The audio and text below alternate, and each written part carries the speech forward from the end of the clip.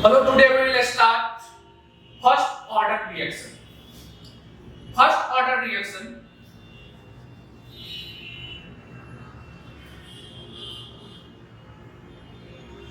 Generally जितने भी radio active reaction होते हैं सभी फर्स्ट ऑर्डर रिएक्शन होते हैं। तो ऑल रेडियो एक्टिव रिएक्शन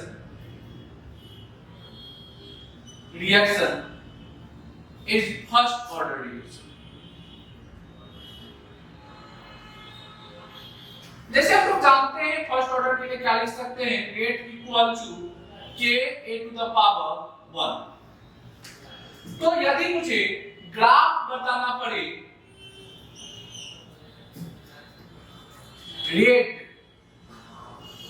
और कंसंट्रेशन ऑफ A, रेट कहां पे है, रेट है y एक्सिस पे, y इक्वल टू k कहां है m पे, ये x, c क्या है यहां पे 0, c आपका यहां पे 0, m की वैल्यू पॉजिटिव है, मीन दैट स्लोप अपन का क्या है पॉजिटिव है, और स्लोप यदि पॉजिटिव है तो बताओ theta should be less than 9। मतलब ग्राफ जो है ओरिजिन से स्टार्ट होगा और स्लोप पॉजिटिव जाएगी तो ग्राफ कैसा होगा, यहां पर देखा जाए तो थीटा इज लेस देन 9। ठीक, अब देखा जाए सिंपली हमने एक रिएक्शन लिया A से ये B में गया,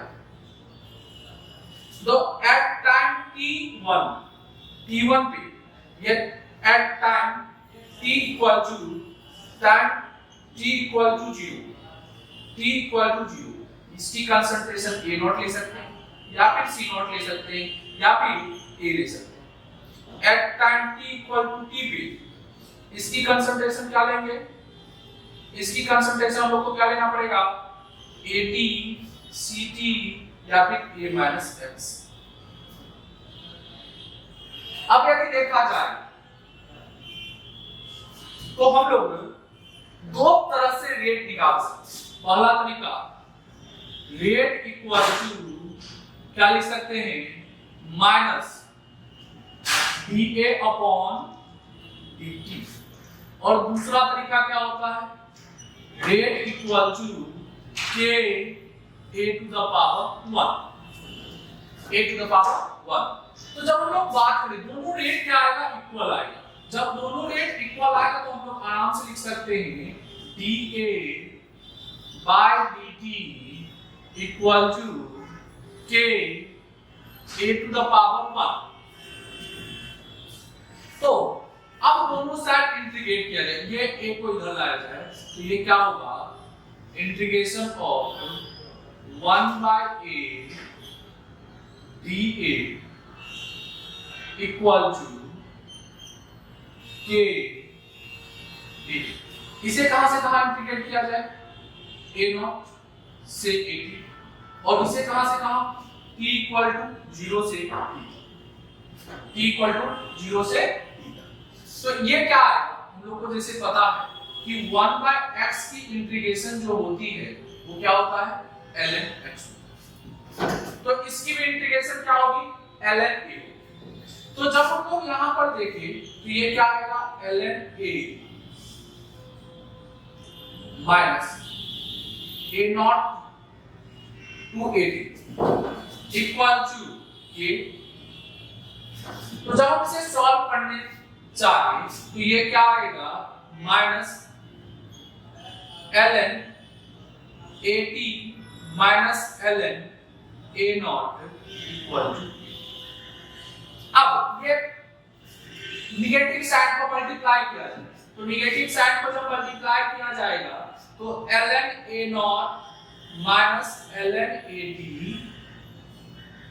इक्वल टू 3। अब जैसे हम लोग को पता क्या पता है कि ln a minus ln b equal to ln a by b, तो इसे हम लोग क्या लिख सकते हैं ln a0 by at equal to k, ln a0 by at equal to k। तो अपने पास क्या आया, अपने पास आया ln a0 by 80 equal to 80। और अब यदि ग्राफ देखा जाए ln a0 by 80 और टाइम के बीच ग्राफ देखा जाए तो ln a0 by 80 क्या है y और ये है mx। c की वैल्यू यहाँ पे 0 है तो जब c की वैल्यू 0 है तो ग्राफ कहां से शुरू होगा, ओरिजिन से शुरू होगा और स्लोप के पॉजिटिव, स्लोप पॉजिटिव मतलब थीटा लेस देन 9। यहां देखा गया तो थीटा जो है वो लेस देन। यहां तक कोई तकलीफ नहीं होनी चाहिए। फिर आगे बढ़ते हैं तो इसके बाद आगे बढ़ा जाए।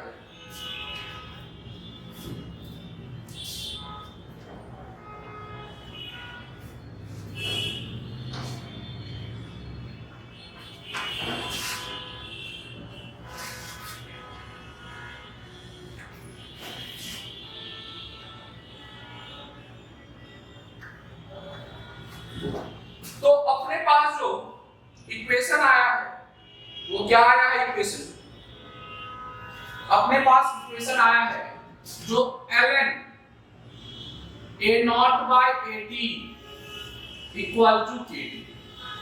अब एक बात बताया जाए, ln बेस ex को यदि log बेस 10x में बदलना हो तो क्या करना पड़ता है, 2.303 से मल्टीप्लाई करना पड़ता है। तो अब इसे log बेस 10 में बदल देंगे तो जब log बेस 10 में बदलोगे तो ये क्या होगा, 2.303 log a0 by 80 equal to, यानी कि अब यदि आपसे कोई बोले log a0 by 80 equal to k by 2.303t।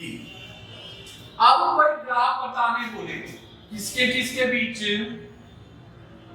Time के बीच और log a0 by 80 के बीच, log a0 by 80 के बीच। तो बताओ ये अपन का क्या है, y एक्सिस है तो y इक्वल टू ये क्या है, x है, ये है। c की वैल्यू क्या है, 0 है। तो जब c की वैल्यू 0 है तो ग्राफ कहां से शुरू होगा, ओरिजिन से शुरू होगा और m की वैल्यू पॉजिटिव मतलब स्लोप पॉजिटिव और slope positive theta should be less than 90। तो यहां पर देखा गया थीटा क्या है, 90 से कम। और यदि आपसे अब इसमें स्लोप पूछा कोई तो स्लोप यदि पूछेगा तो स्लोप इक्वल टू क्या हो जाएगा, k by 2.303।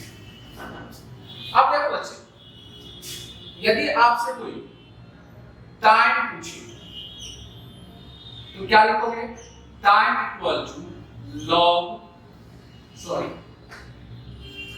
Time equal to 2.303 by k log a0 by 3, log a0 by 3। या फिर आपसे कोई k पूछे तो k इक्वल टू क्या होगा, 2.303 by time log a0 by। इसी इक्वेशन को हम लोग इस तरह से भी लिख सकते हैं, 2.303 by k log c0 by c। या फिर k equal to 2.303 k log a by a minus x।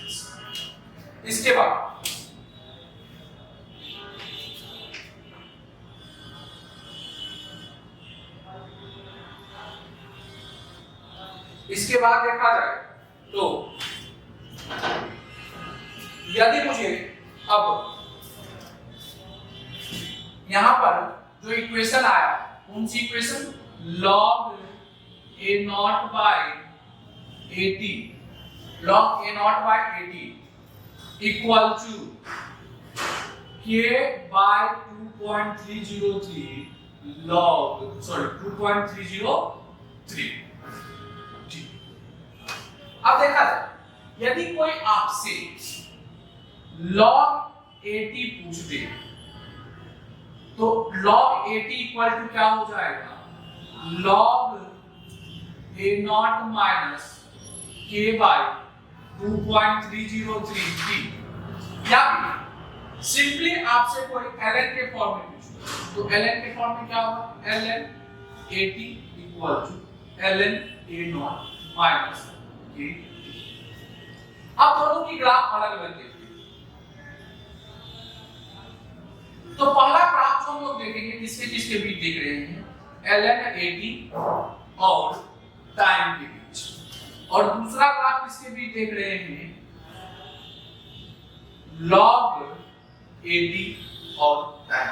देखा दोनों ग्राफ में क्या अंतर है, तो दोनों ग्राफ सेम टाइप से होंगे, इसकी भी स्लोप नेगेटिव और इसकी भी स्लोप नेगेटिव, और c इसकी भी पॉजिटिव, क्यों, y equal to c minus mx, मतलब स्लोप m की वैल्यू यहाँ पर क्या है, नेगेटिव है, c की वैल्यू क्या है, पॉजिटिव है, तो मतलब theta should be more than 90 और थीटा 90 से ज्यादा होगा, ग्राफ कहीं ऊपर से कट होगी, तो ग्राफ ऐसा जाएगा और इसके लिए भी ग्राफ ऐसा जाएगा। देख थीटा क्या है, 90 से ज्यादा, थीटा क्या है, 90 से। अब ये वैल्यू ये क्या है, ln a नॉट है, c की वैल्यू इसके लिए ln a नॉट होगी, और इसके लिए c की वैल्यू क्या होगी, log a नॉट। इसके लिए स्लोप क्या होगा, माइनस के, और इसके लिए स्लोप क्या होगा, माइनस के बाई 2.3। हाँ जी, तो हम लोग अभी तक देखेंगे जो ln c naught by ct equal to के। अब यदि हम log हटाए, ln हटाए, तो c naught by ct equal to e to the power k। But इसे हम क्या लिख सकते हैं, c naught equal to ct e to the power k। But ct equal to क्या होगा, ct इक्वल टू आएगा c naught e to the power minus k। ये अपन का एक इक्वेशन आ गया। जब ये अपन का एक इक्वेशन आ गया तो बताओ ct के जगह हम क्या लिख सकते हैं, a माइनस x, और c नॉट की जगह हम क्या लिख सकते हैं, a लिख सकते हैं। यदि if x इक्वल टू 0, तो if x इक्वल टू 0 हो जाए तो टाइम इक्वल टू भी क्या होगा, 0। पर यदि x इक्वल टू a आएगा, कब x इक्वल टू a आएगा, जब टाइम का वैल्यू आप क्या दे दोगे, टाइम की वैल्यू क्या पुट करोगे, इंफिनिटी। मतलब एक बात बताओ, इससे क्या पता चलता है, जो फर्स्ट ऑर्डर रिएक्शन कभी भी कंप्लीट नहीं होता, यानी first order reaction never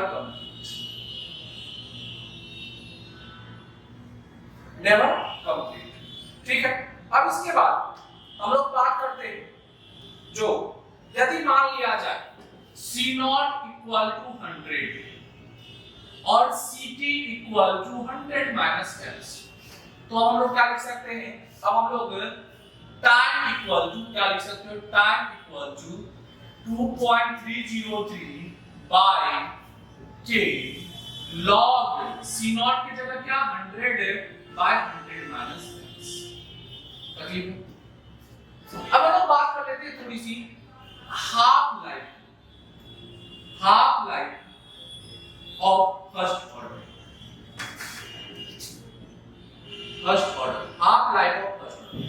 half life क्या होता है, हाफ लाइफ का मतलब होता है कि time to consume 50% of reactant, कितने देर में 50% रिएक्टेंट कंज्यूम हो जाएगा।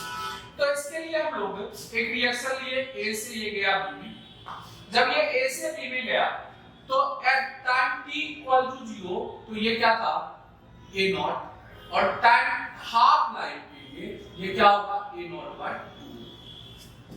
तो सिंपली हम इसे यदि 100 मानते हैं, ये क्या हो जाएगा 100 माइनस 50, क्योंकि 50% कंज्यूम हो गया। तो इसी इक्वेशन में हमने क्या किया, पुट कर दिया। तो जब ये इक्वेशन में पुट करोगे बात, तो ये क्या आएगा, t half equal to 2.303 by k log 100 by 100 minus 50।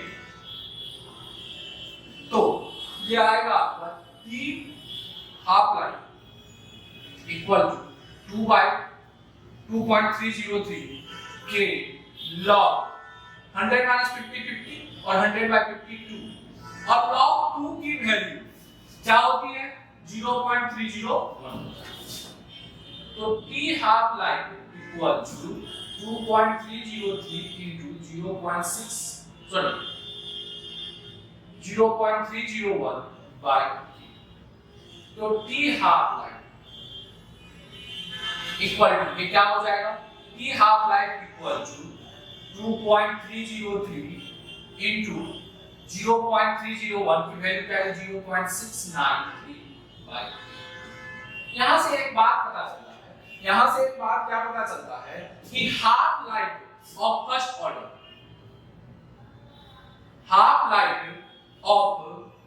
Order reaction independent from initial concentration